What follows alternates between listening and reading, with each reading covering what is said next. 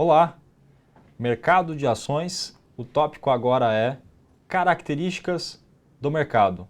Quais são as características que a gente deve conhecer e que acontecem com menos frequência, mas são importantíssimas para você investidor? Bom, vamos falar agora sobre o grupamento ou o split, né? Isso acontece normalmente em ações que têm um valor unitário baixo, né? Vamos pegar, por exemplo, uma ação que custa 30 centavos, né? Ela começa a perder liquidez, ela começa a ter menos negócios, né? E aí, quando ela sofre o split, você vai ter exatamente a seguinte situação. Imagine que você tenha 10 mil ações dessa empresa que custa 30 centavos, né? E aí, esse split, por exemplo, leva o valor da ação para R$3. Porém, você vai passar a ter menos do que 10 mil ações, mantendo o mesmo capital que você tinha antes. Ou seja, o capital ele não se altera, ele é inalterável. O que muda é exatamente a quantidade de ações, né?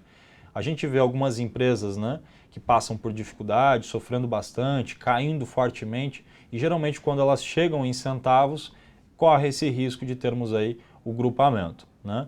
É algo que acontece com menos frequência, mas é muito importante a gente saber, ok?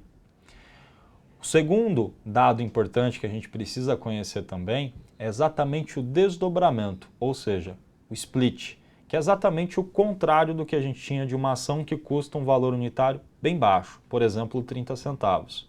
A gente vai mencionar agora um exemplo de uma ação que custa, por exemplo, R$100, né?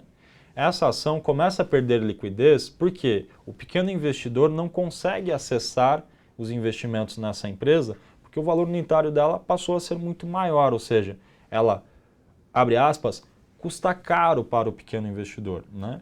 Então a empresa, o mercado, acaba, né, tendo essa possibilidade de fazer o split e tirar a ação que hoje custa R$100, né, e levar ela para R$10.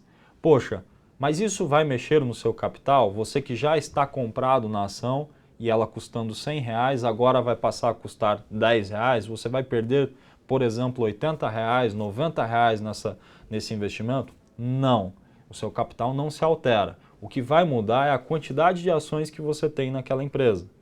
Então, o mesmo capital que você tinha, por exemplo, R$100 mil com ela cotando a R$100, você vai continuar tendo quando ela passar a cotar depois do split a R$10.